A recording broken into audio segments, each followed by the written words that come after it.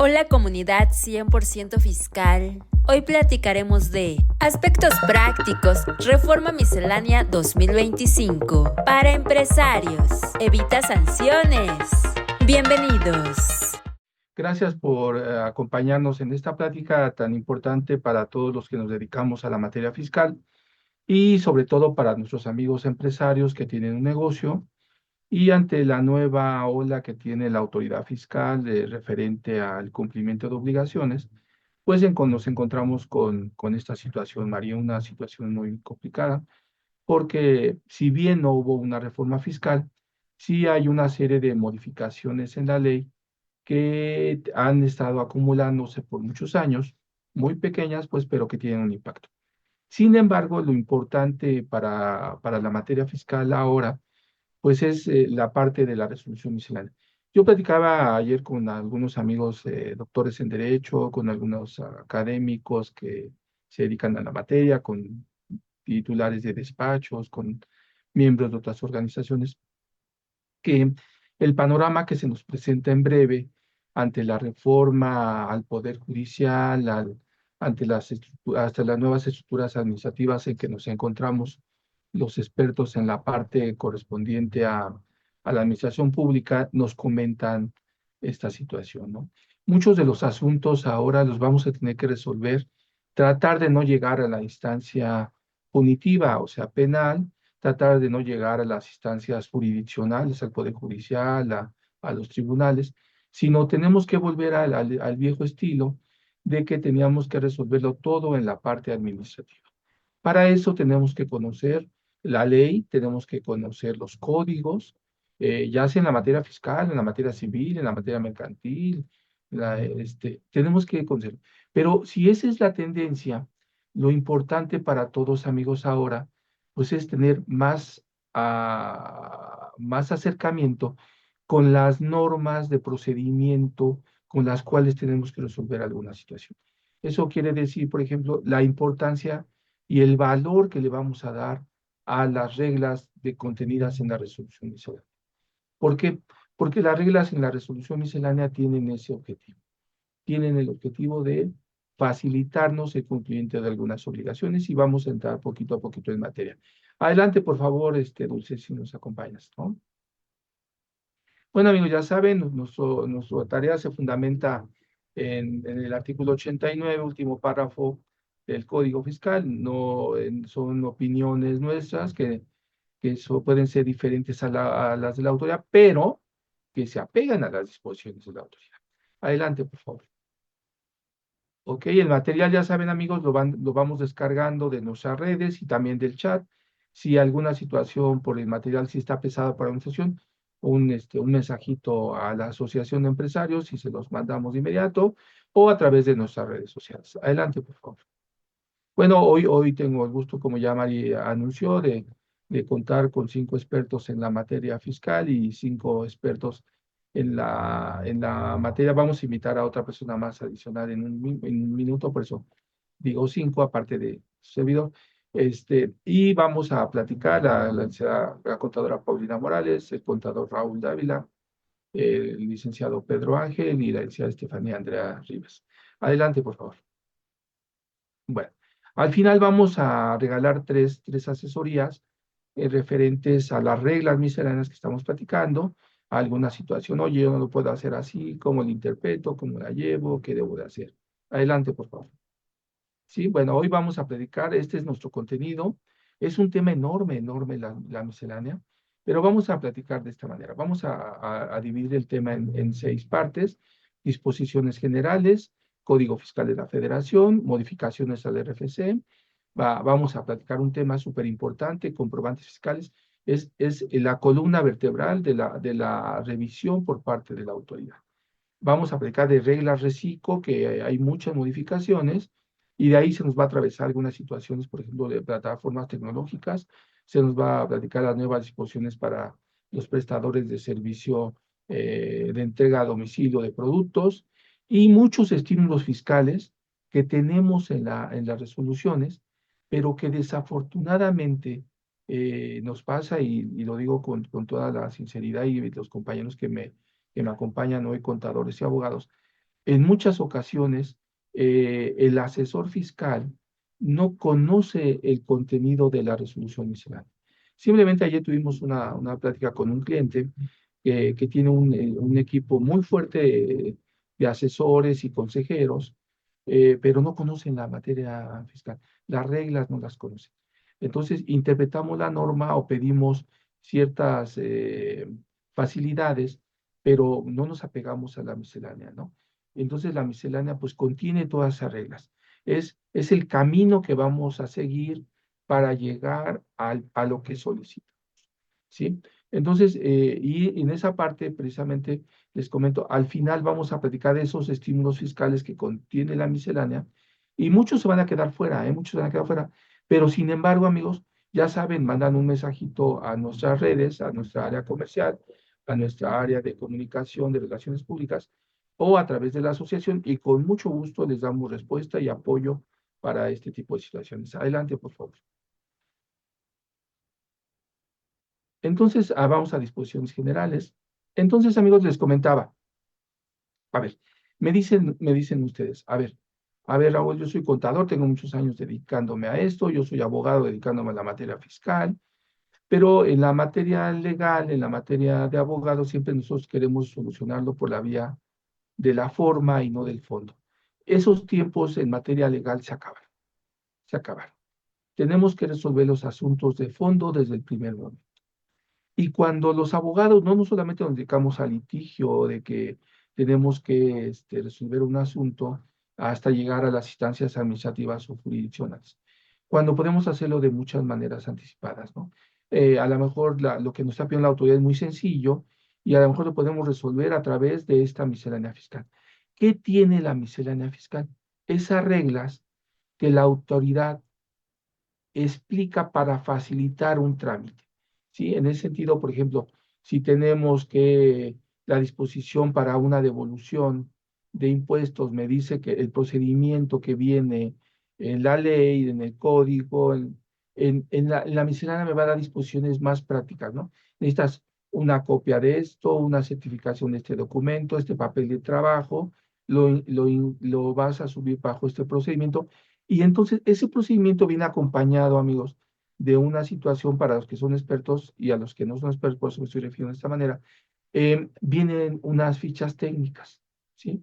Y esas fichas pues nos van a ayudar, ¿no? Y también vienen una serie de reglas para irlas resolviendo.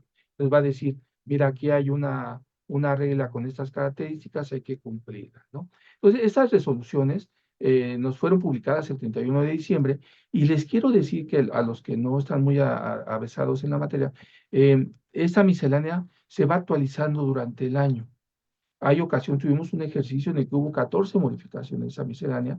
El año pasado tuvimos 5 y luego tuvimos 7 y depende de cada año. Entonces, la miscelánea se va adaptando a las necesidades de la autoridad, a los objetivos de la autoridad fiscal, pero también se va adaptando a lo que va solicitando el contribuyente, ¿sí? Entonces, si hay un cambio de una situación, de un procedimiento se está atorando, le genera conflictos al contribuyente o le genera conflictos a la autoridad, esa regla se modifica o se hacen adecuaciones. Nos sale una versión anticipada para que la vayamos conociendo y después nos publican la versión final. Entonces, esta situación de la miscelánea es muy constante. Los que nos dedicamos a la materia siempre estamos metidos en la miscelánea, ¿sí? Entonces, esa resolución, pues agrupa todas esas informaciones. No hay un solo tema en materia fiscal que no se tenga, que si no se pueda resolver en la parte administrativa, si técnicamente no está en miscelánea. Entonces, las soluciones a muchos de nuestros asuntos están en esta resolución miscelánea. Adelante, por favor. Entonces, por eso es importante, ¿no? Entonces, amigos, vamos a ir conociendo que esa resolución, pues nos va a tener acciones que nos permiten conocer cómo podemos darle una respuesta óptima a ese tema y que la misma ley me permita tener el camino, ¿sí? El camino, porque ya la ley me da el camino para que lo hagamos, ¿sale? Entonces, no tengamos ahí alguna situación que me diga, es que no lo sé hacer, ¿sí? Entonces, ¿Por qué le digo a nuestros amigos empresarios, que, que es importante que platiquen con su contador, con su asesor, y que conozcan la miscelánea, porque pueden saber que a lo mejor el contador le dice, es que no se puede, y a lo mejor en miscelánea está la respuesta, ¿no? A lo mejor en miscelánea está la respuesta. Entonces, es importantísimo que estos instrumentos no se queden en el ámbito del asesor o del consultor o del contador interno, sino que también es una situación que deben de conocer los empresarios. Adelante, ¿no? Entonces, proporciona esta información nuestra miscelánea. Adelante, Dulce. ¿Sí? Entonces, fíjense, la resolución está llenísima de anexos. Todos los anexos contienen información relativa desde las formas oficiales que tenemos que utilizar, los trámites, cómo debo de hacer los trámites, eh, cómo tengo actualizadas los montos, cómo debo de presentar cierto documento. Aquí viene la información de donatarias autorizadas, los domicilios del SAT, los anexos de información complementaria. Entonces, toda esta información, amigos, aquí está, aquí está. Simplemente que normalmente no la buscamos en el espacio específico, ¿no? Adelante, por favor, Dulce. Bueno, entonces, esta resolución tiene estas reglas, y las reglas están numeradas y clasificadas para que nos vayamos al tema específico, ¿no? Entonces, vamos a invitar al contador Raúl y a la contadora Estefanía para que vayan platicando conmigo y irnos acompañando en estos trámites dentro de las disposiciones generales, ¿no? Entonces, hay requisitos en los trámites que son básicos. Por ejemplo, ayer tuvimos un caso muy específico en el cual el contribuyente se presentó a renovar su firma electrónica, pero no llevaba el acta constitutiva que contenía los anexos correspondientes, no traía la identificación del representante legal, no traía un comprobante de domicilio, pero la regla miscelánea ya le había señalado qué es lo que tenía que hacer, ¿no? Entonces, si no tenemos esos requisitos, entonces, amigos, en la regla 1.8 de esta resolución, ahí están las reglas. Cuando vayas a hacer un trámite necesitas esto, ¿no? Entonces, vámonos adelante. Voy a ir avanzando en los trámites generales. Entonces, esa regla, ¿no? Y ahora, entonces, yo les comentaba, la regla miscelánea tiene la disposición en código, en ley, y entonces la va a aterrizar. Yo voy a hacer un trámite, ¿sí? Y entonces, para hacer ese trámite, yo debo de saber con qué elementos me voy a acompañar para ir a solicitar ese trámite. Uno de los temas más importantes que tenemos en materia fiscal en este momento es la situación del domicilio fiscal, ¿sí? Porque la autoridad actúa con causa justificada de que el contribuyente puede no estar localizado o puede haberme dado un domicilio falso o pueden haberle robado la identidad al contribuyente, o me cambié de domicilio. Entonces la autoridad dice, esto, pues, ¿qué puede pasar? No, pues puede pasar muchísimo. ¿Por qué? Porque una de las causas de que la autoridad envíe a los contribuyentes a operaciones simuladas al 69B, a EFO o EDO, es que el contribuyente no sea localizado en el domicilio. Fíjense, es más peligrosa esa que no cuente con activos, capital, personal, infraestructura, sino que no sea localizado. Y luego otra situación en el 110 y 111 del código, dice la autoridad, pues que no te localice en el domicilio, y nos ha tocado ir a la Fiscalía General de la República y a Plaza de la República número 1, y, y ahí llegan, porque llegó el SAT y le dejó un citatorio al contribuyente para que se presente en la Fiscalía General de la República. ¿Por qué? Porque el SAT no lo localizó. Y entonces tenemos que llevar al contribuyente y decir, pues aquí estoy, ¿no? Pero aparte el contribuyente le señala a la autoridad. ¿Cuál es el motivo de que no se encuentre en el domicilio? Le queríamos notificar un crédito fiscal, le queríamos notificar un requerimiento de información. Muchos de estos ahora se han salvado porque lo hacemos por la vía electrónica, pero hay situaciones en que la autoridad sí necesita la presencia del contribuyente para comprobar ciertos aspectos, y entonces giran la orden de presentación, que fíjense que es diferente. la orden de presentación con la orden de detención, ¿no? La de la presentación es para saber si estás ahí, ¿no? Y que ya estando ahí, tú me compruebes, porque yo te voy a notificar un crédito fiscal, que me compruebes por qué no estabas ahí. Entonces, a lo mejor dice el contribuyente, pues mira, aquí está mi comprobante, aquí está mi constancia, aquí está mi contrato, pero a lo mejor el contribuyente se cambió de domicilio y no hizo el trámite.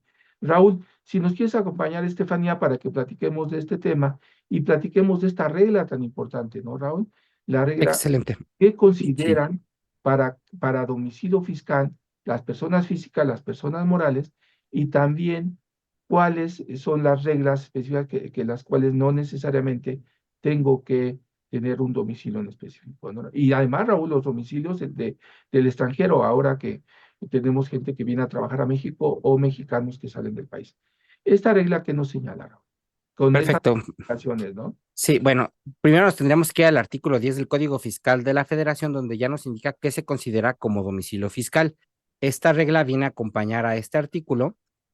¿Y qué nos especifica esta regla? Dice que para los efectos del artículo 10 del Código Fiscal de la Federación, las personas físicas podrán considerar como domicilio fiscal su casa habitación. Si nos vamos al artículo 10, nos señala que el domicilio fiscal es donde se realizan las actividades o donde está la forma en la que la empresa se mueve. Sin embargo, para efectos de este artículo, aquí nos están dando dos excepciones. ¿Y cuáles son? La primera es que realicen actividades agrícolas, ganaderas, pesqueras, silvícolas.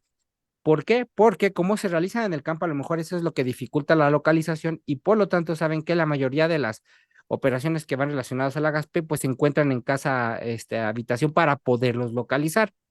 El segundo punto es no realicen actividades empresariales o profesionales en sustitución del señalado en el artículo 10 primer párrafo fracción primera.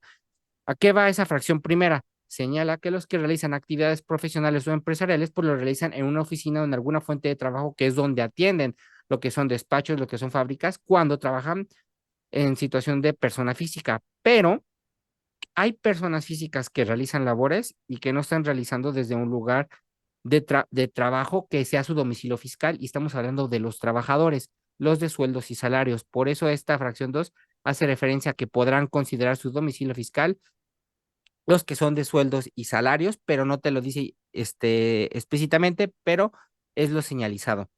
La Sí, siguiente, por favor. exactamente, Raúl. Y ahora, como les digo, esta situación y como les comentan nuestros amigos que nos acompañan, la importancia del domicilio fiscal, la Ujú. importancia del domicilio fiscal, porque también la autoridad, Raúl, como tú bien señalas, la autoridad me puede actualizar el domicilio aunque yo no lo haya hecho el cambio, ¿no? Hay reglas en que la autoridad puede hacer ese cambio aún sin nuestro trámite, ¿no, Raúl? Exactamente. Por eso es la importancia de la localización y ya sabes que hemos tenido problemas con algunos contribuyentes en esta situación, ya que ni el visitador sabe ir correctamente al domicilio y simplemente lo señala como no está ahí y No es cuando localizado. no localizado y se generan problemas. Bueno, vamos a avanzar con la siguiente regla de importancia, que es la 2.9.1, que es actualización del domicilio fiscal por autoridad. ¿A qué se refiere esto? Bueno, dice que para efectos del artículo 10 y 27, apartado C, fracción 5 del Código Fiscal de la Federación, el Servicio de Administración Tributaria podrá actualizar el RFC, el domicilio fiscal, cuando, primero, no hayan manifestado un domicilio fiscal obligado a ello. Este primero es muy difícil porque cuando te vas a dar de alta como contribuyente, obviamente das un domicilio, pero si no lo tuviera, él va a definir uno y cómo con los convenios de información que tenga, ya sea por medio de cuentas bancarias o cualquier información que obre en su poder.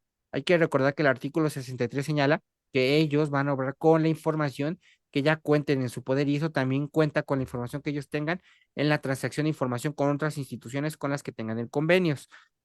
Dos, hubieran manifestado como domicilio fiscal un lugar distinto al que corresponda de acuerdo con lo establecido en el artículo 10 del Código Fiscal de la Federación. ¿Qué quiere decir? Que si no cumplía con las características en la visita o que no lo localizaron, pudiera darse este supuesto.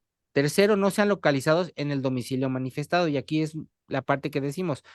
Mucho cuidado porque no solo es no localizado, pueden modificar y pueden afectar algunas situaciones en tu constancia de situación fiscal. Cuatro, hubieran manifestado un domicilio fiscal ficticio. Entonces, Aquí están los 4 parámetros en los que la autoridad podría actualizar en el RFC el domicilio fiscal del contribuyente. Y esto, como dices bien, Raúl, está contenido, amigos, en resolución miscelánea, y nada más lo que tenemos que hacer es pues, ir a buscar y darle solución a nuestro cliente, a nuestro asesor, como asesor interno de la empresa, pero sobre todo nuestros amigos empresarios deben saber que existen estas reglas, ¿no?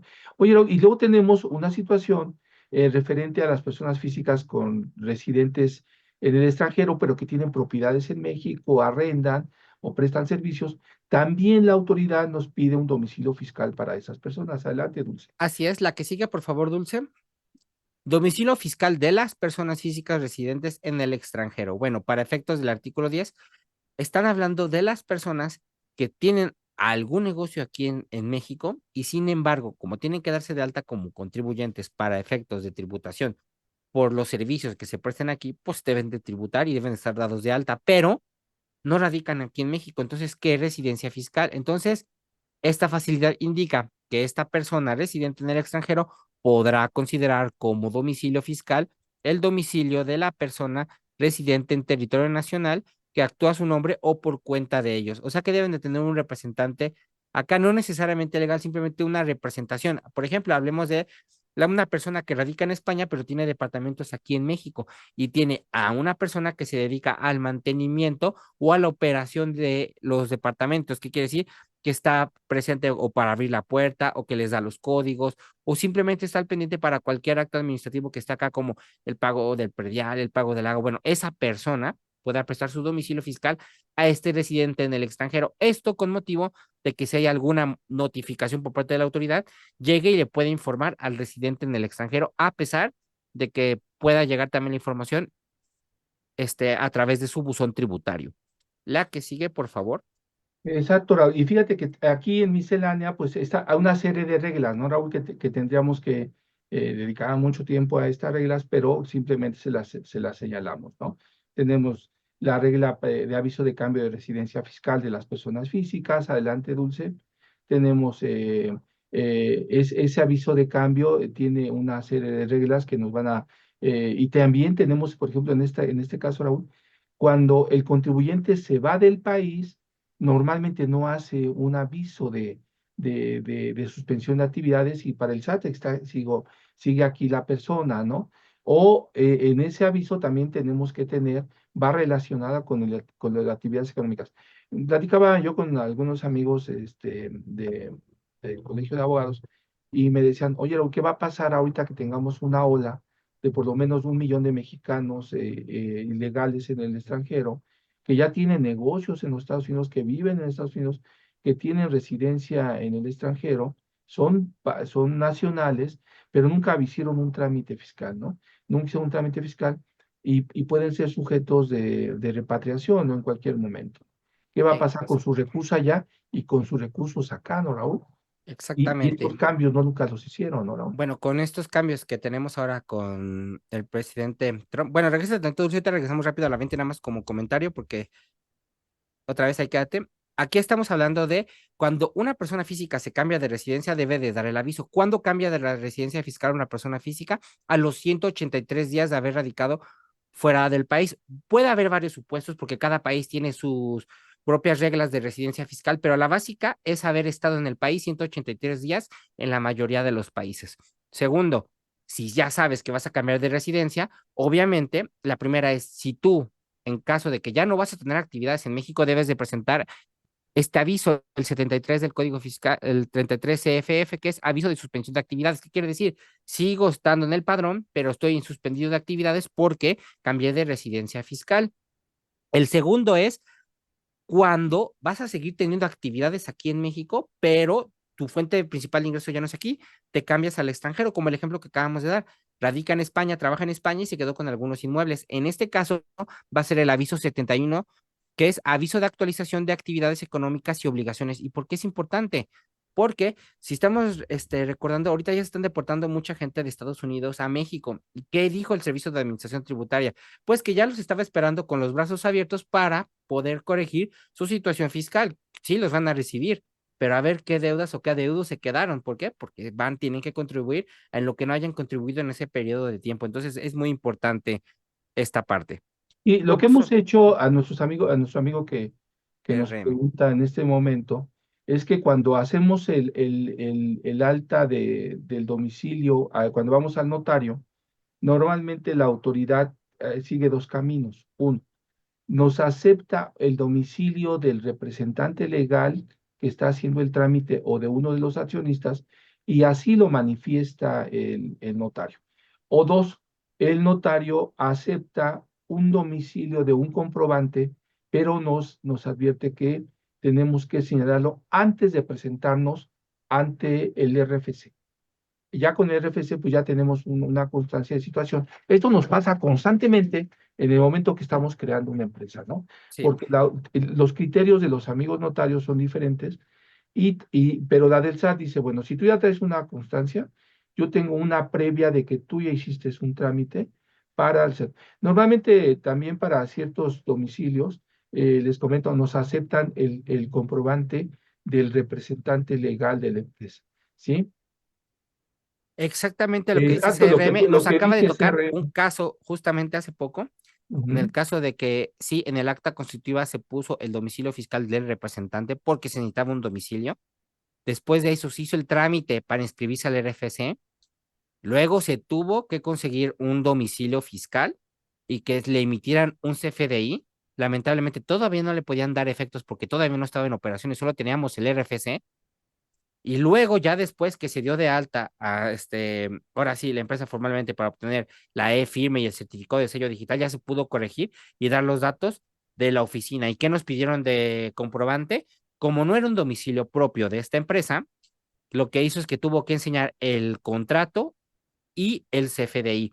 Y esto fue en Ciudad de México. También nos ha tocado caso en otras administraciones que actúan más rápido y son más permisivos. Ahora sí que, como lo que acaba de mencionar el licenciado Raúl Dávila, una cosa son los criterios del notario que pueden variar y que pueden ser permisivos en unas cosas, pero también nos ha tocado con el servicio de administración tributaria que dicen hay que facilitar las cosas. ¿Por qué? Porque pues se aumenta el padrón y hay otras que lo dificultan, como nos ha tocado aquí en Ciudad de México. Sí, Entonces, y efectivamente, ¿no, Raúl? Lo que tú señalas, el hecho, amigos, es que pues proliferaron las empresas fantasmas, proliferaron exactamente. las empresas simuladoras y la autoridad realmente pues ha apretado en ese esquema. ¿Y quiénes pagan estas situaciones? Pues los El verdaderos contribuyente. contribuyentes, ¿no? Sí. Tenemos, deja de RM, deja de que pasas la fase de que tienes ya tu constancia de situación fiscal y que ya tienes un domicilio, ya pasas de la parte del notario. Ahora la situación se complica más ante la institución bancaria, porque la institución bancaria te va a ir a verificar que el domicilio que tú le señalaste Sí, tenga las características, que efectivamente se dedique a esa actividad. Y te preguntan en el cuestionario, ¿y cuáles son los motivos de la creación de la empresa? ¿Por qué le vamos a dar nosotros una apertura de cuenta? Es todo un tema RM. Sí, incluso adelante, a por pesar favor. de que hayan firmado las instituciones bancarias ahí mismo los contratos, nos ha tocado el caso de que las regresan, de que porque las firmas no coinciden, a pesar de que estuvieron presentes. Entonces, se ha dificultado esta parte de facilidad para las personas morales de poderlas dar de alta de manera rápida cuando en realidad pues iban a operar, ¿no? Exacto, Raúl. Y luego tenemos, amigos, así en la forma por el tiempo, tenemos muy poco tiempo, la forma de pago con opciones personas en el anexo 5, ¿no? Entonces, ahí tenemos un anexo 5 en reforma miscelánea, y que les comentaba, ¿se acuerdan? Decía, aquí están todos los anexos y luego están todas las reglas y están todas las fichas de trámite. Entonces, en esta forma, la norma nos da ciertas reglas que aunque no están en la ley, pero nos dice, mira, hasta tal cantidad puedes hacerlo de esta forma, ¿no? Y si realizas actividades empresariales, puedes tener esta facilidad, o si hubieras tenido ingresos inferiores a 463,000 pesos. Entonces, aquí hay una serie de situaciones que la autoridad ha estado cuidando y que ahora están en reforma, bueno, que siempre han estado, pero se han fortalecido, ¿no? Porque el pago de contribuciones de la autoridad me dice, a ver, ¿cómo me vas a pagar? Porque no tienes que señalar, ¿no? Si lo vas a pagar en efectivo, en transferencia electrónica, en tarjetas de crédito, débito, ¿cómo le vas a pagar a la autoridad fiscal? Fíjense que estábamos viendo hace poco en una reunión internacional en Madrid, pues nos decían que en Venezuela ya están pagando los impuestos con Bitcoin, ¿sí? Entonces ahí, Raúl, ya tenemos un tema diferente. Porque fíjense a dónde vamos, ¿no? Si esto ya está pasando en otros países, en breve también nosotros quizás entremos a ese proceso. Estamos en todo un proceso en que están regularizando este tipo de formas de pago, que no es moneda, les digo, son formas de pago. Es todo un tema, Bitcoin, ya le pediré al licenciado Pedro Ángel que les dé una plática sobre todo este tipo de monedas internacionales. E invitaremos a Juan Carlos Barreiro también, que es experto en el tema.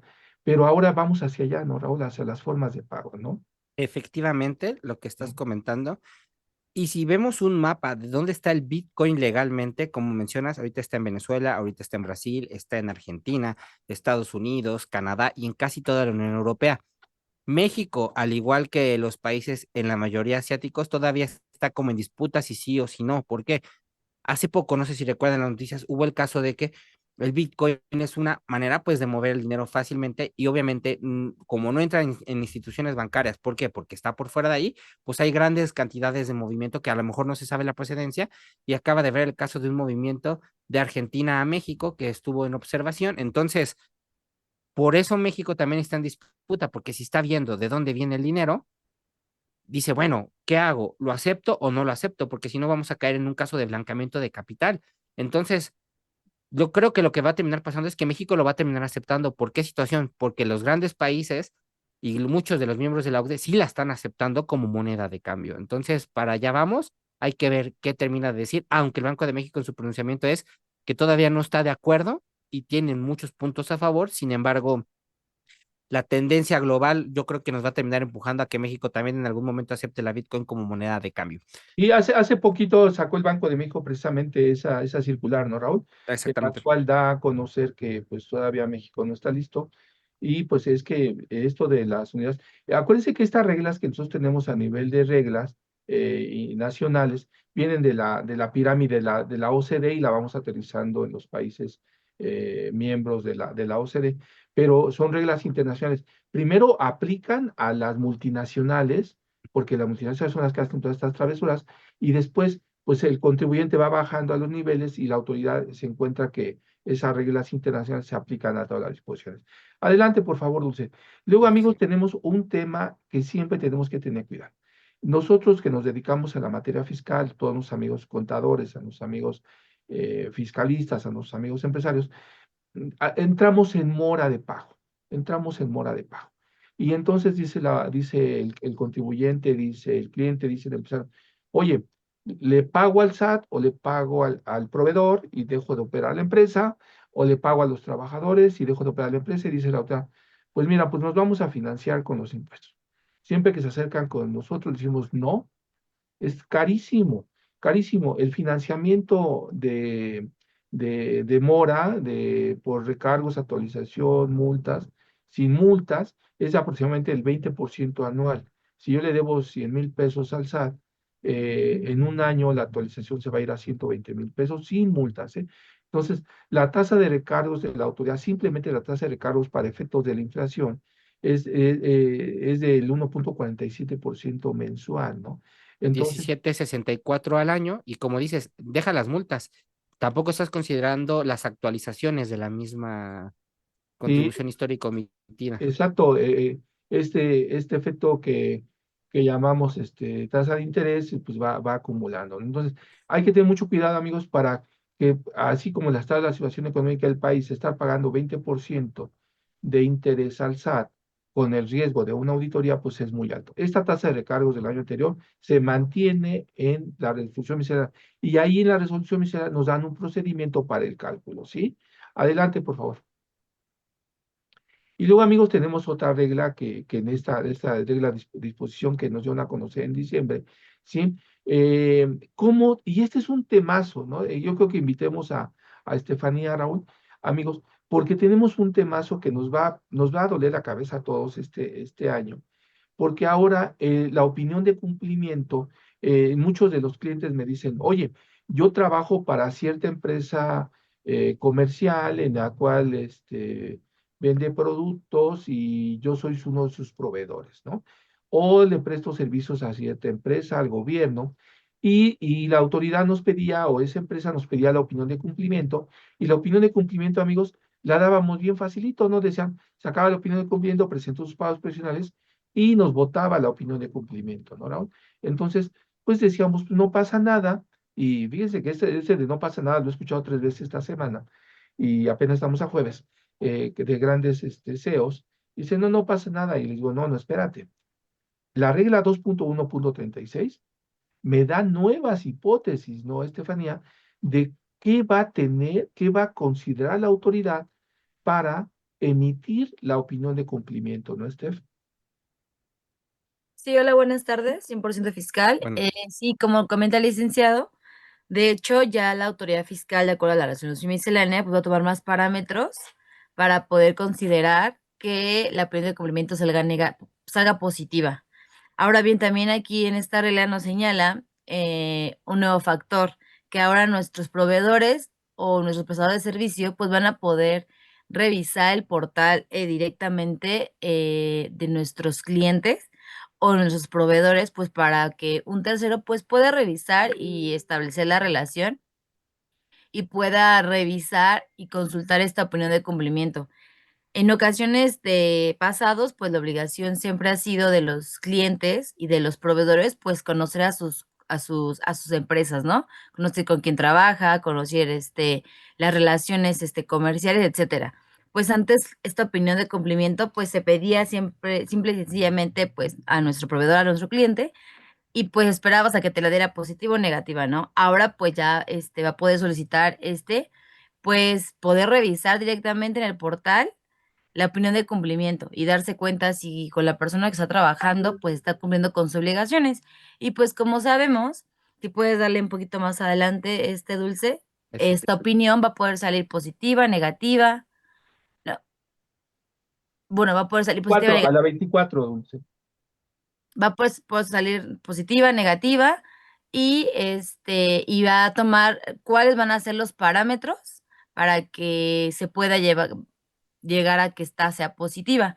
Uno de ellos es que cumplas con tus obligaciones fiscales, que no estés en el listado del 69B, que no tengas diferencias manifestadas con las obligaciones de los pagos provisionales y en tu declaración anual, que no tengas créditos fiscales firmes o exigibles. En este caso, va a salir con observaciones de hecho, donde van a poder establecerse en la misma opinión de cumplimiento qué créditos fiscales tienes y qué saldrá. Obviamente no montos, pero sí van a salir cuántos y se van a reflejar los números de crédito.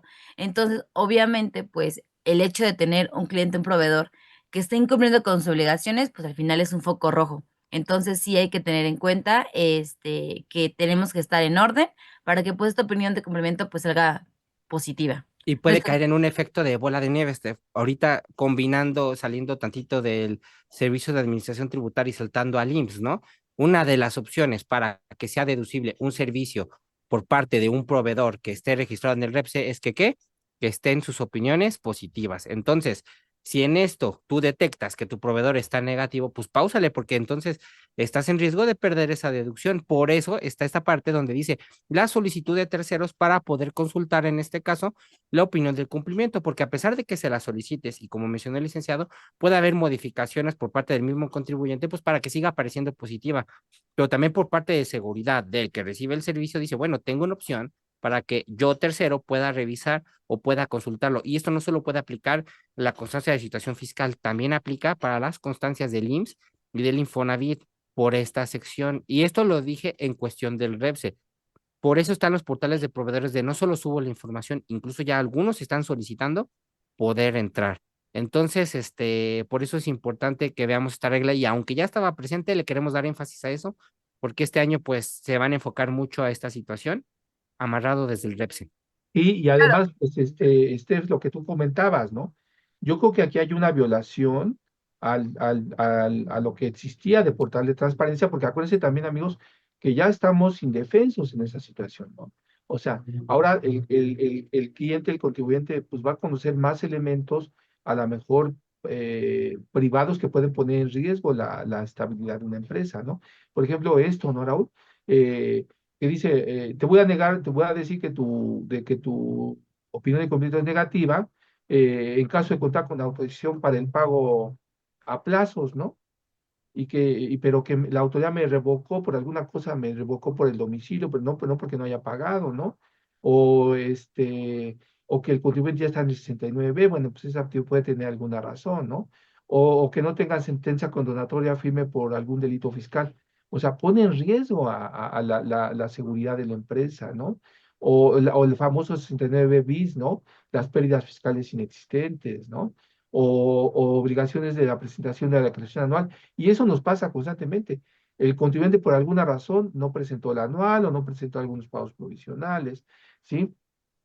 Entonces, todas estas situaciones, amigos, pues son parte de una nueva forma de que mi opinión de cumplimiento puede estar en riesgo, ¿no? Adelante, por favor.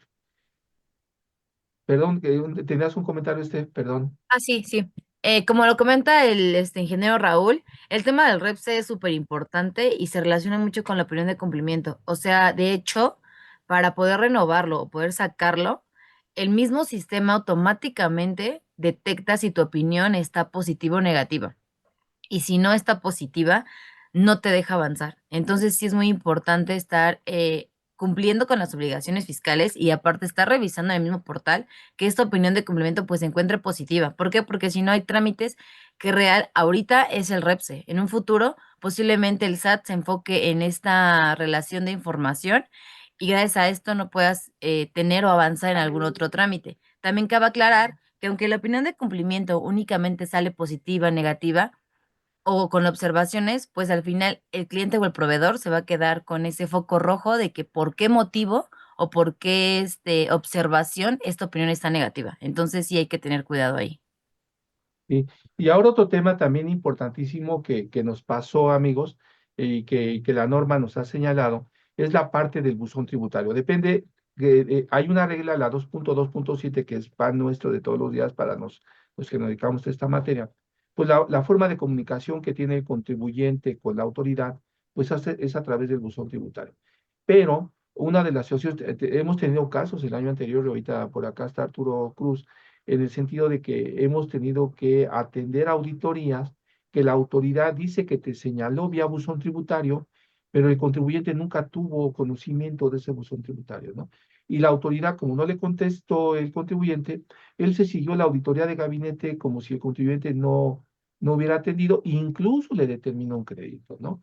Entonces, pues hemos tenido que llegar a tribunales y en tribunales, pues la autoridad nos dice, pues sí, efectivamente, la autoridad se considera como notificado el procedimiento, pero no aperturada la auditoría, ¿no? Entonces, pues, y luego el contribuyente se quedó indefenso porque no pudo aportar pruebas y resulta pues que era un error de la autoridad, ¿no? El tecleado de su correo. Y entonces, ¿qué está pasando? ¿Qué está pasando ahorita? En que la autoridad ya quería meter a todos a partir del 1 de enero de este año, toda la comunicación vía buzón tributario, ¿no?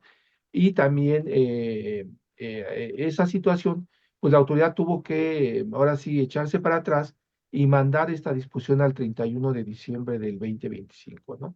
¿Por qué? Porque no hay medio de contacto. Y ese medio de contacto también está con una de las hipótesis 17H y 17H bis para cancelación y restricción de sellos digitales. Es una forma, y luego el contribuyente pues trae el correo y se le olvidan las claves, ¿no? Y luego el contribuyente trae el correo y se le olvida que lo trae en el celular y lo pierde el celular. Entonces, hay una serie de complicaciones muy serias para los contribuyentes en esta materia, pero hay una ficha de trámite que es la 245 con la regla miscelánea 2.2.7 de cómo vamos a habilitar nuestros medios de contacto. Y las multas que habían sido previstas son muy altas, pero pues afortunadamente todavía tenemos un año para que el contribuyente lo actualice.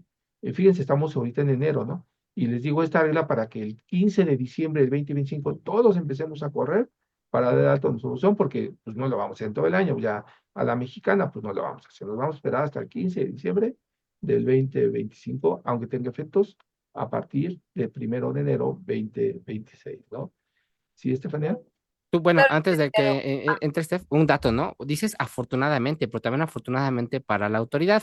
El único conteo, el último conteo que tuvo la autoridad que nos dio a conocer que fue el primer trimestre de 2024, porque desde ahí ya no nos han dado información como lo venían haciendo cada trimestre, es que en este momento, hace justamente un año, había 64 millones de contribuyentes, de entre los cuales 2 millones son personas morales y todos los restantes son en combinación de persona física. Entonces, ¿cómo le harían para fiscalizar toda esa parte que tú dices de las multas o toda esa parte de las personas que no han activado su buzón tributario?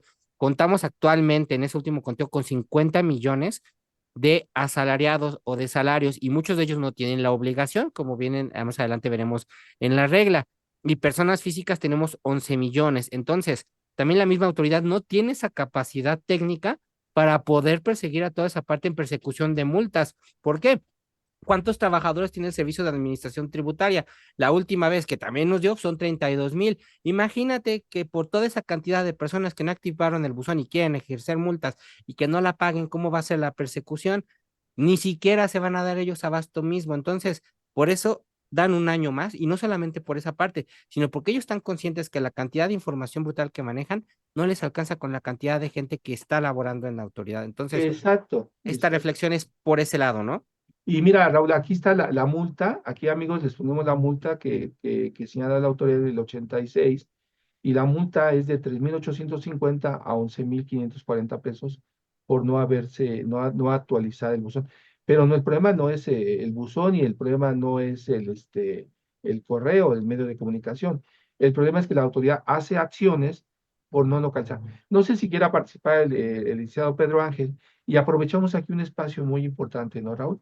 Fíjense, amigos, que les comento a nuestros amigos empresarios, contadores.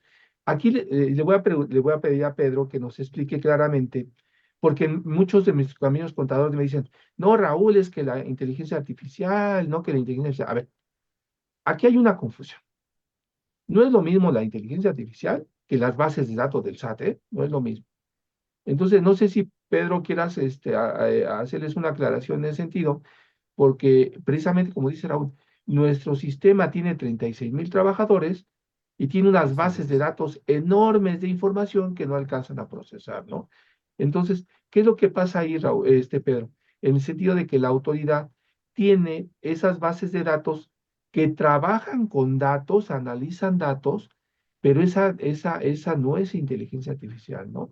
Esas son bases de datos que no, que ya la inteligencia artificial va a cumplir una situación diferente, ¿no, Raúl? Pero va a seleccionar el perfil de contribuyentes, así cosas. Acá tenemos puras bases de datos, ¿no, Pedro?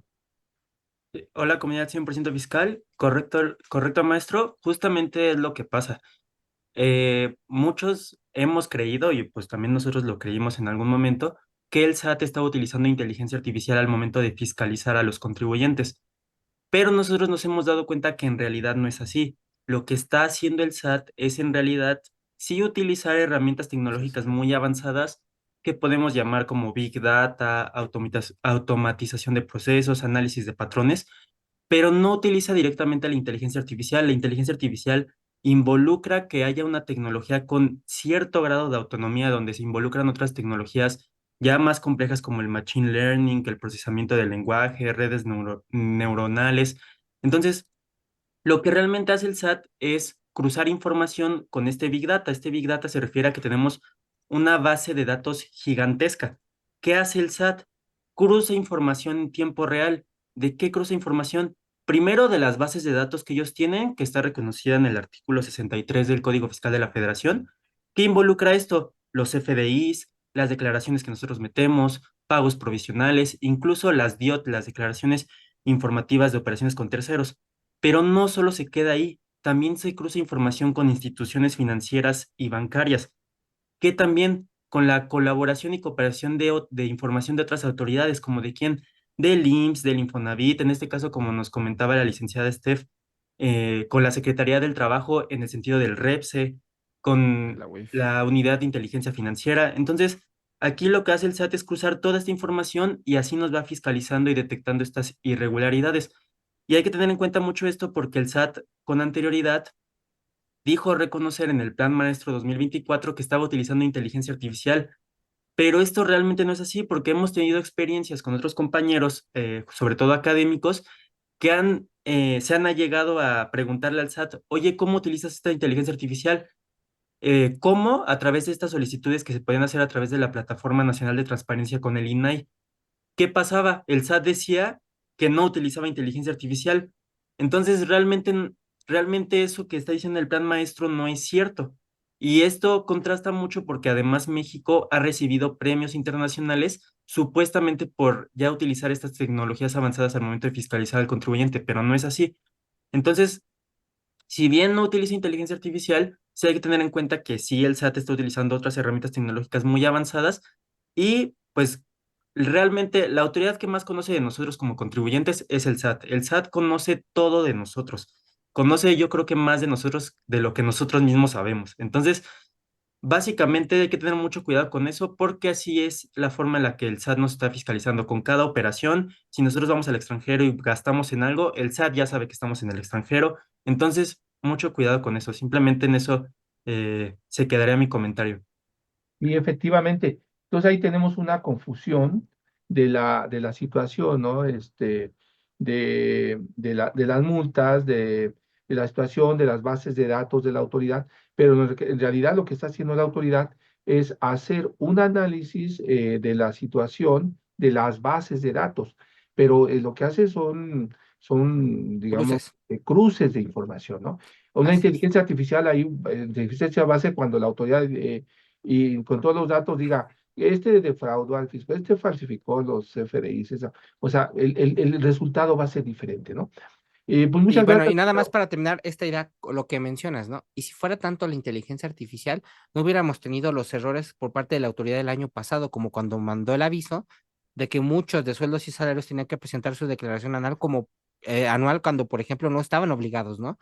Entonces, si de verdad fuera la inteligencia artificial, no se cometerían tantos errores como la autoridad comete. ¿Cómo? Como que el certificado de sello digital no sirvió un fin de semana, por ejemplo, ¿no?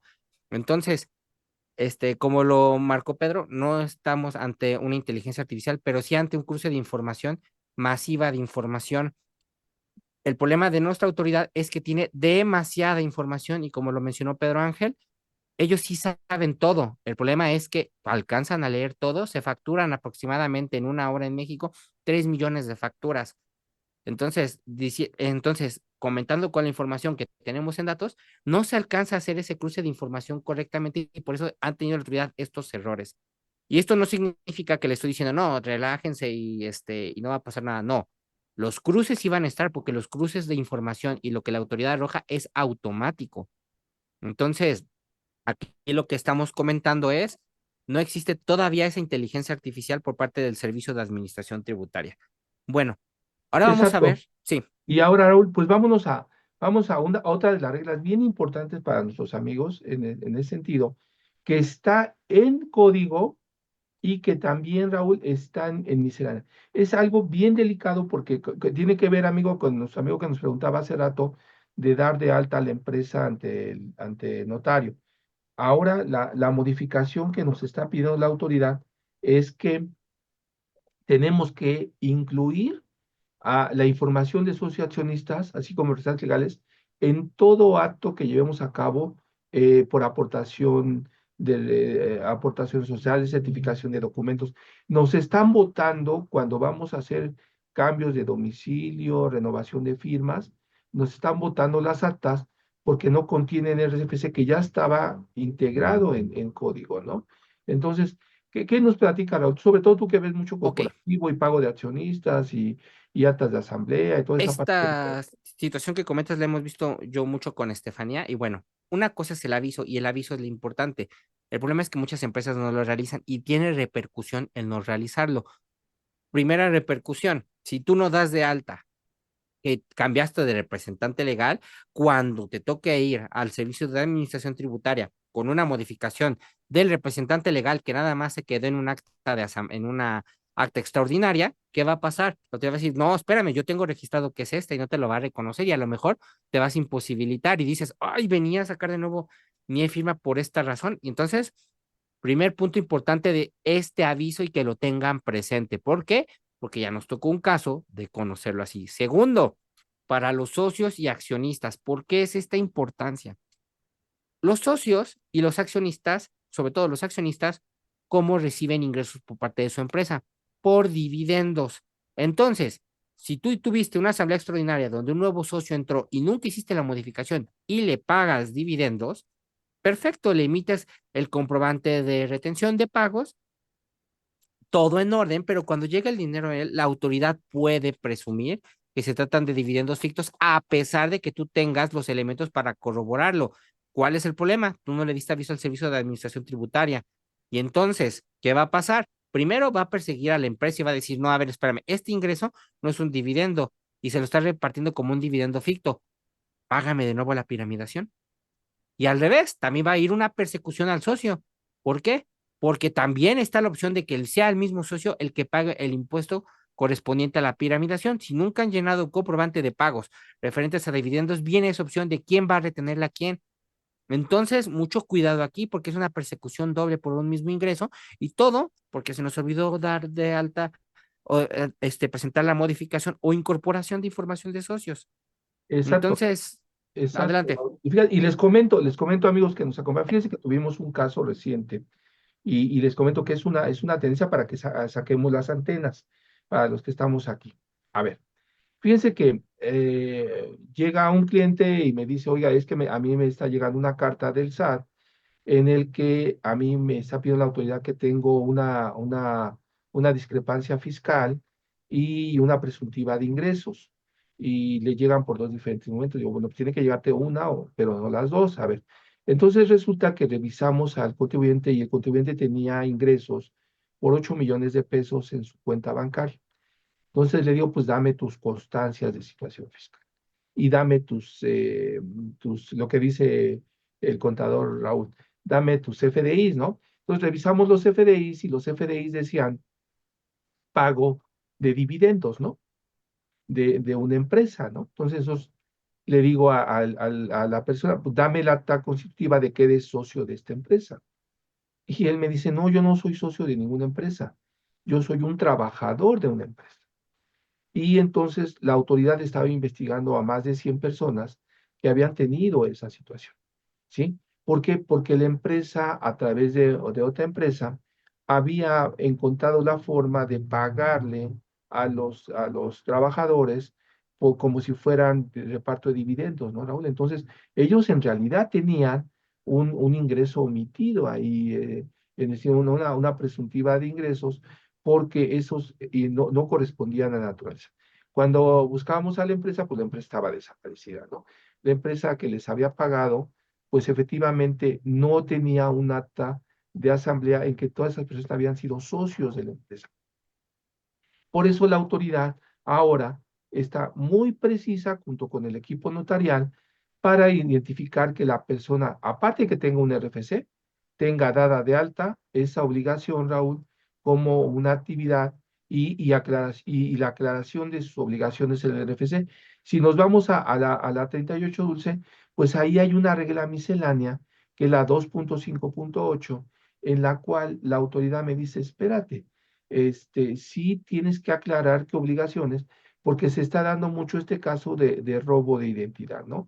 Entonces, en la regla 2.5.8 hay una forma en la cual tenemos que aclarar qué actividades tengo y que no forman parte de mi actividad. Yo tengo unas actividades que no realizo y estoy percibiendo esos ingresos. Entonces, tengan mucho cuidado porque les damos esta regla, porque digamos, aquí la idea es darles cuestiones prácticas, pues que vean ustedes, hay una regla para que yo aclare por qué tengo eso y hay que checar cómo las fueron pagadas. Muchas veces el trabajador, el proveedor, sobre todo el trabajador, no revisa ese CFDI de cómo le estás pagando, ¿no?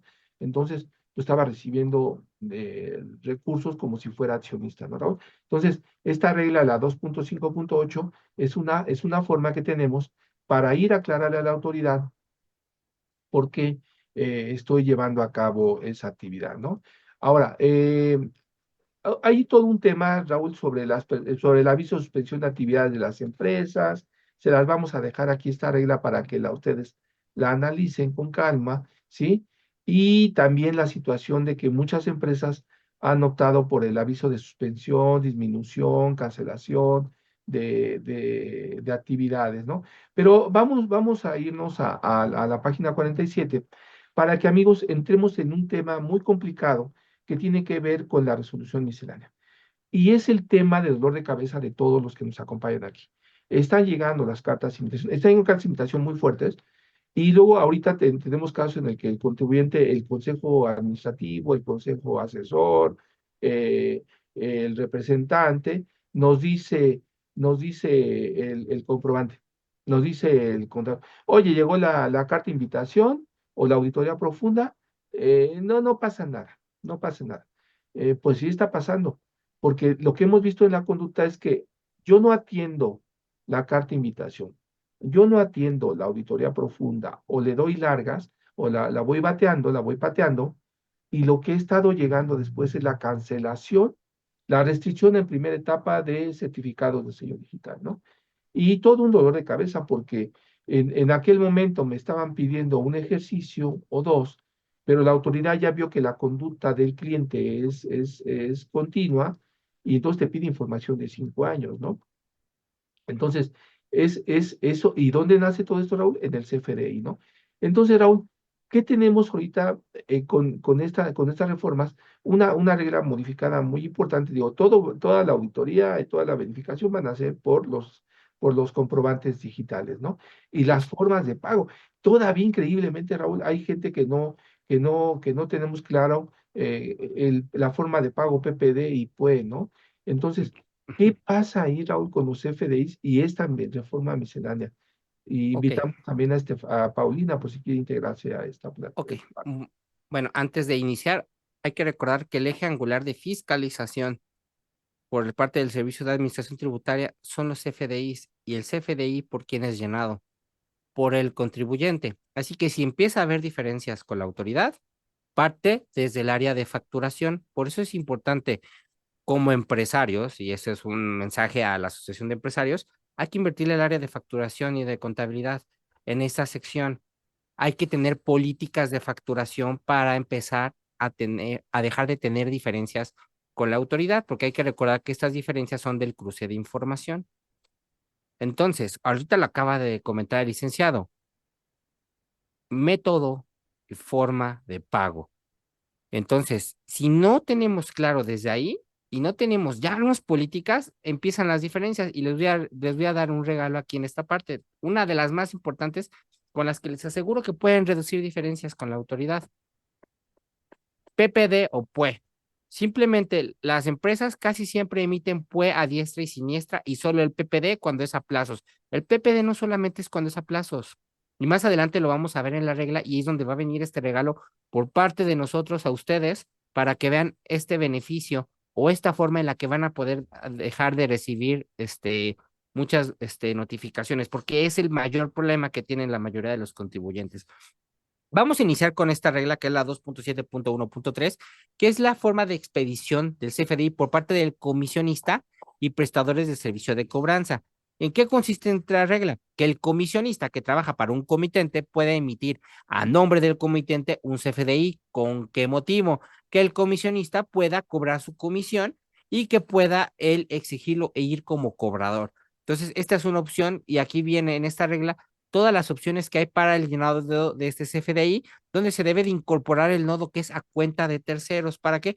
Para señalar que efectivamente no soy el comitente, pero estoy cobrando a nombre del comitente, y que ese dinero pues va a ir a esa finalidad. La que sigue, por favor.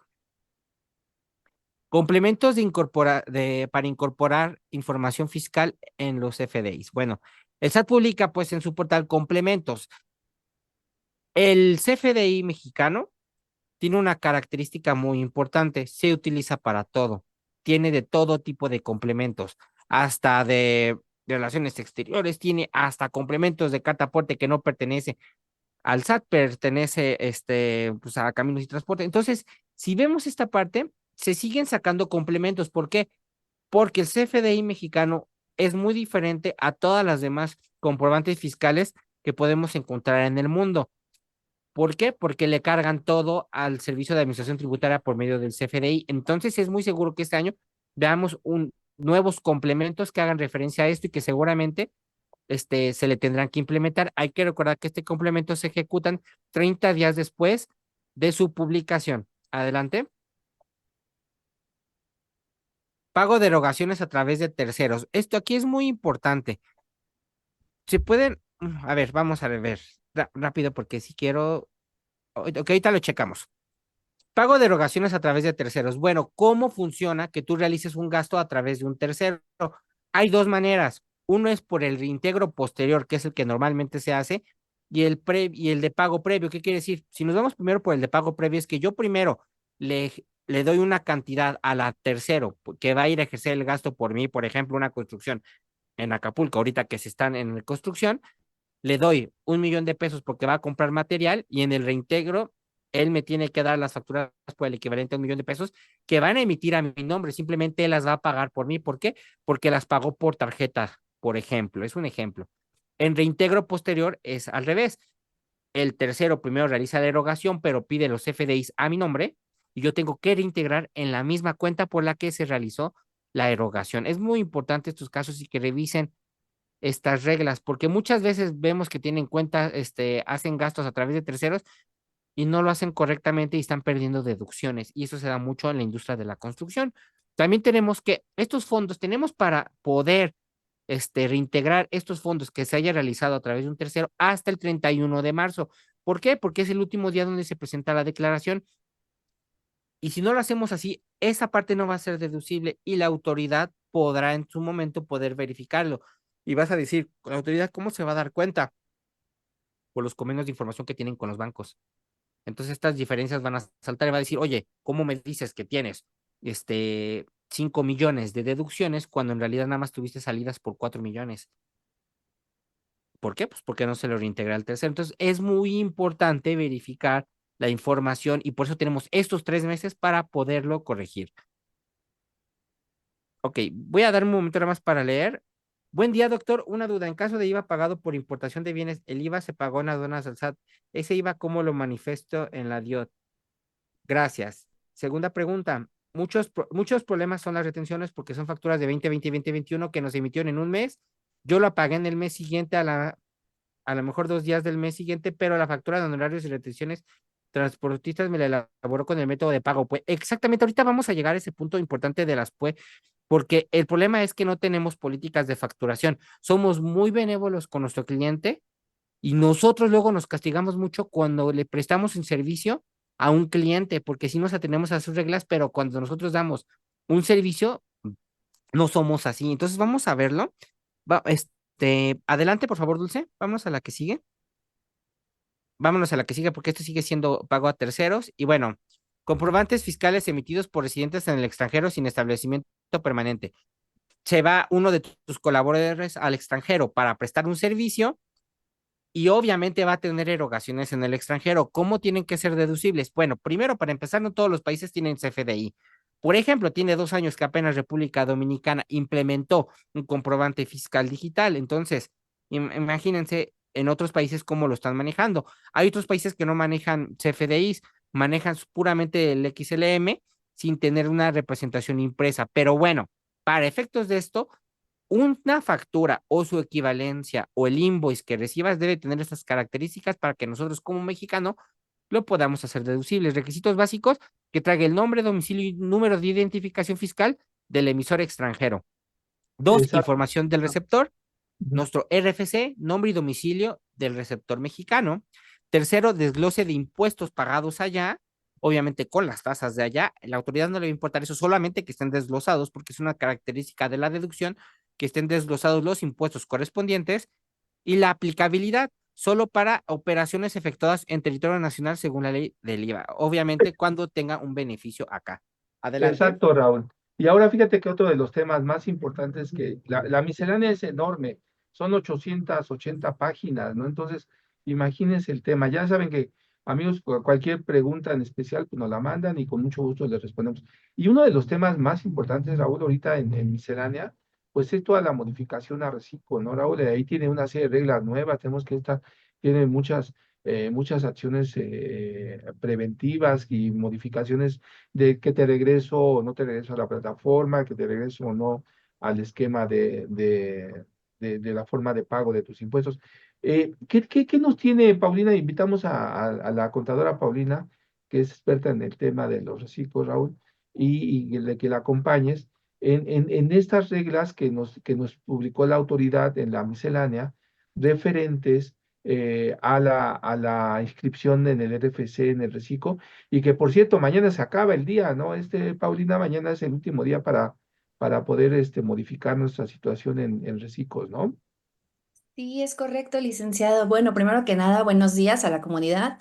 Un placer nuevamente estar aquí con ustedes. Vamos a hablar de reciclo. Como ya bien lo comenta el licenciado Raúl, es un tema muy interesante. Viene con reglas, modificaciones y facilidades para reciclo, persona física y persona moral, que realmente nos van a interesar bastante.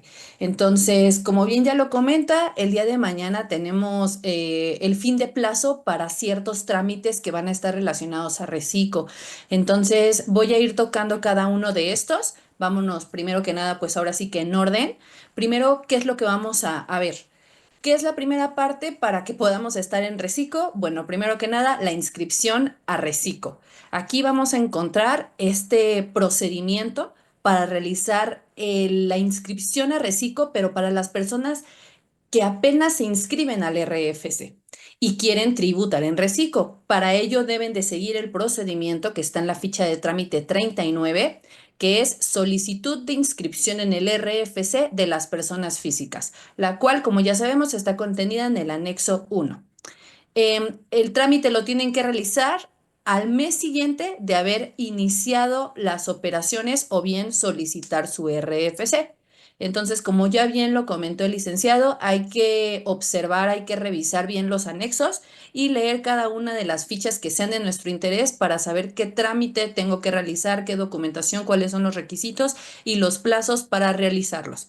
Adelante, por favor. Bien, ahora, una vez ya hablada la parte en que yo ya me inscribí a Reciclo como persona física, ¿qué va a pasar para las personas físicas y morales que ya están inscritas en el RFC, pero quieren reanudar sus actividades en Reciclo o actualizarlas y cambiar a este? Bueno, para las que van a reanudar sus actividades, van a utilizar la ficha de trámite 74, que es la del aviso de reanudación de actividades. Y para los que desean actualizar, van a utilizar la ficha de trámite 71, que es el aviso de actualizaciones de actividades económicas y obligaciones. ¿Cuándo deben de presentarla? Al igual que la anterior, debe ser al mes siguiente al que inicien nuevamente alguna actividad económica o bien modifiquen sus obligaciones. La siguiente, por favor. Gracias. Muy bien, ahora vamos a hablar sobre el tema del límite de los 3.500.000. Es decir, como bien sabemos, tenemos este límite de ingresos para poder seguir tributando en reciclo como persona física. Sin embargo, si vamos a recibir ingresos que tengan el concepto de los que observamos en pantalla, estos ingresos no van a computar en el límite de los 3.500.000. Vaya, si yo recibo una herencia, un legado, una enajenación de casa habitación y recibo por ello un ingreso, bueno, no voy a contemplar ese ingreso dentro de los 3.500.000, por lo que podría exceder los ingresos de 3.500.000, pero si ese excedente forma parte de uno de estos ingresos, no voy a tener ningún problema ante una salida de reciclo porque no computan para este límite. Vamos a encontrar, como ya lo mencioné, la enajenación de casa habitación, también otros ingresos como donativos, conceptos de prima de antigüedad, retiro, indemnizaciones u otros pagos por separación, también la obtención de premios, entre otros. La siguiente, por favor.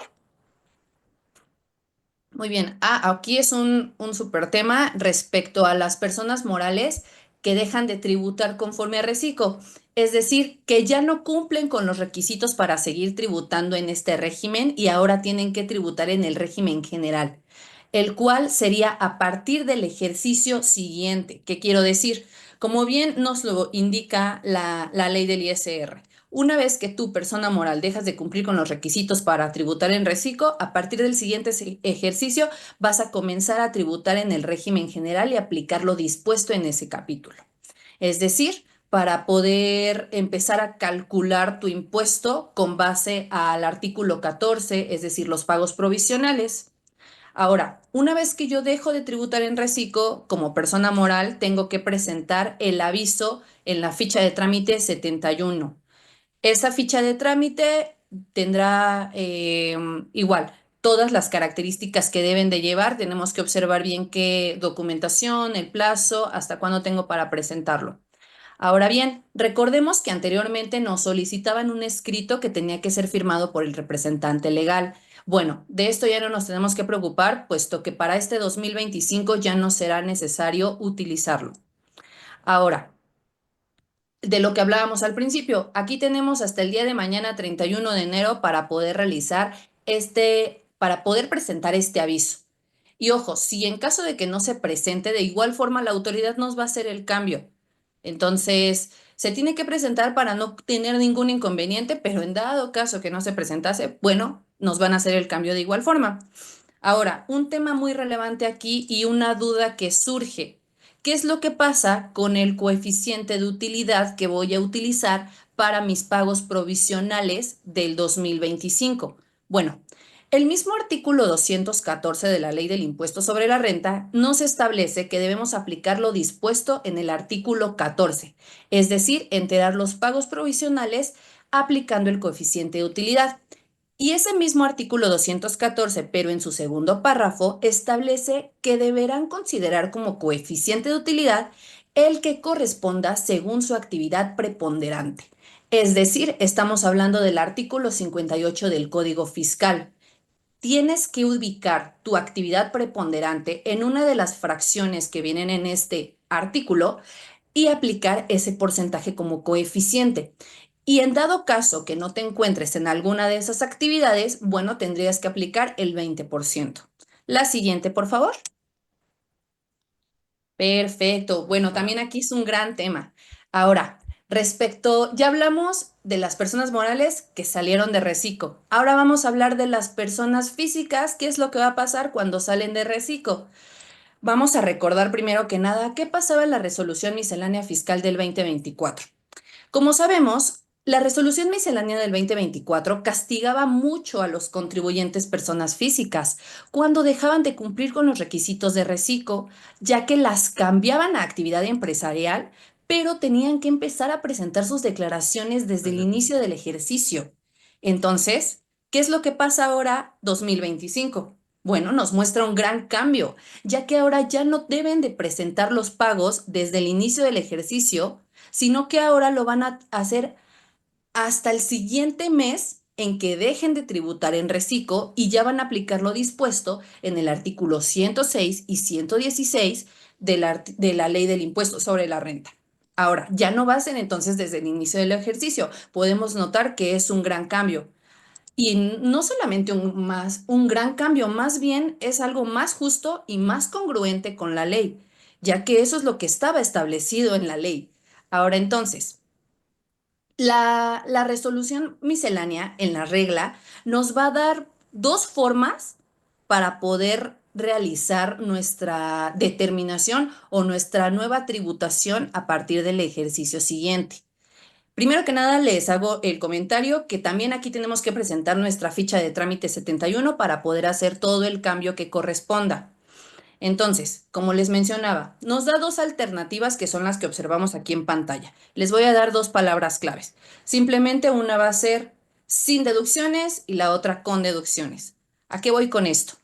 Bueno, la alternativa que nosotros escojamos va a depender de nuestra conveniencia. Es decir, vamos a poner un breve ejemplo. Yo excedí los 3.500.000 en el mes de julio 2025, por lo que a partir del mes de agosto ya debo tributar en actividad empresarial. Entonces, una de las alternativas nos dice, de enero a julio vas a poder optar por mencionar como definitivos los pagos mensuales que tú ya realizaste. Es decir, tú los vas a considerar como definitivos. Y de agosto a diciembre presentas un anual en abril de 2026 por los ingresos obtenidos únicamente en los meses restantes. Y ahora sí, ya aplicas lo dispuesto en el 106 y 116. ¿Y qué va a pasar con enero y julio? Te olvidas de enero y julio. Esos ya son pagos definitivos. Ahora, la otra alternativa. Siguiendo el mismo ejemplo anterior, presentas tus pagos provisionales conforme al artículo 106 y 116, pero desde enero. no desde el mes siguiente en el que te dejaste de tributar en reciclo, sino desde enero. ¿Esto para qué? Para que apliques deducciones y también puedas disminuir los pagos provisionales hechos en reciclo. Como pueden observar, la alternativa que escojas dependerá de si las deducciones que tuviste durante reciclo son pieza fundamental para tu cálculo de impuestos de ahora en adelante. ¿De Déjame acuerdo? complementarte tantito aquí, Paulina, y hay una razón, porque tú dices que fue un beneficio esta parte por parte de la autoridad, pero no exactamente fue un beneficio para el contribuyente. El problema con la autoridad es que tuvo más de 20,000 casos de recursos de revocación y juicios de nulidad de contribuyentes, y la autoridad dijo, espérame tantito. Entonces dijo, a ver, vamos a bajarle aquí, vamos a hacer este movimiento. ¿Por qué? Porque se lo estaban comiendo por la parte del litigio, porque efectivamente, como dices, se contraponía mucho a la legalidad del contribuyente de, oye, me sacaron, me salí, ¿qué onda, no? Y me tengo que regresar. Ahora, un error común de los reciclos, y lo voy a soltar, es como están muy confiados por las tasas bajas de hasta el 2,5%, no realizan deducciones. Entonces, cuando regresaban a la actividad normal, ¿qué pasaba? No tenían deducciones y pagaban la totalidad que se podían ir hasta el 32%, ¿no? Fíjate, la importancia de las reglas en misceláneas para los reciclos, ¿no? Ahora, tenemos otro tema muy importante, que fíjate, y para hacer Es- un comentario breve, Paulina, en el eh, sentido de que ahora tenemos, aparte de resolución judicial, alguna disposición una nueva disposición en el que pronto le tendremos que, estamos platicando ya con mucha gente, que respecto al IMSS, que se le va a tener que pagar a los prestadores de servicios en Uber, ¿no? Entonces, pues esta situación va a tardar 6 meses todavía.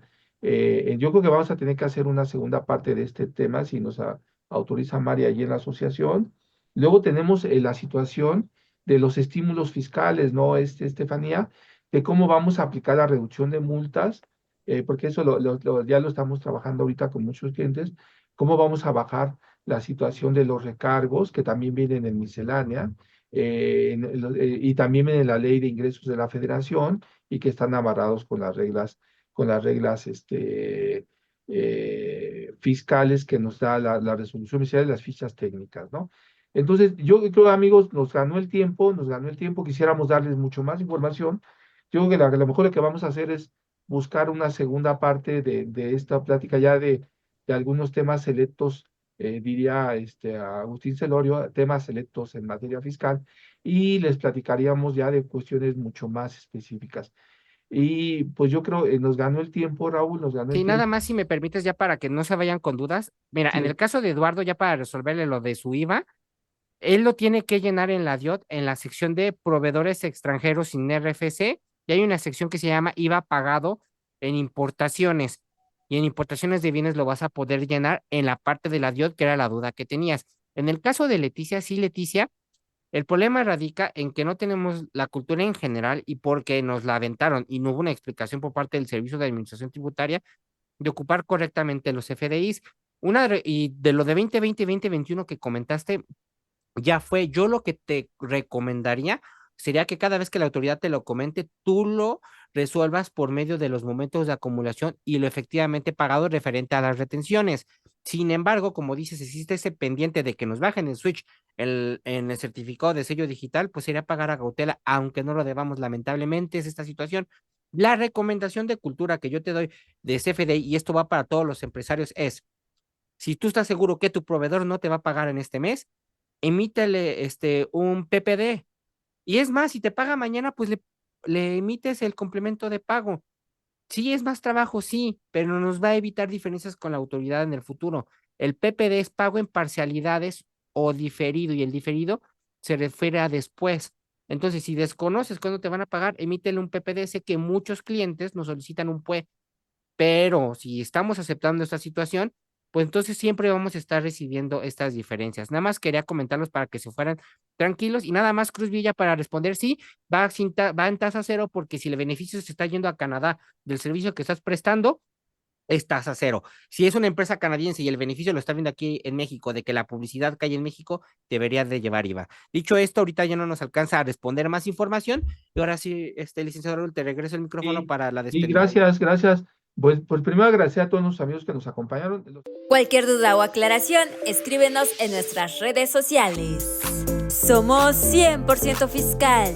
Asuntos fiscales, soluciones fiscales.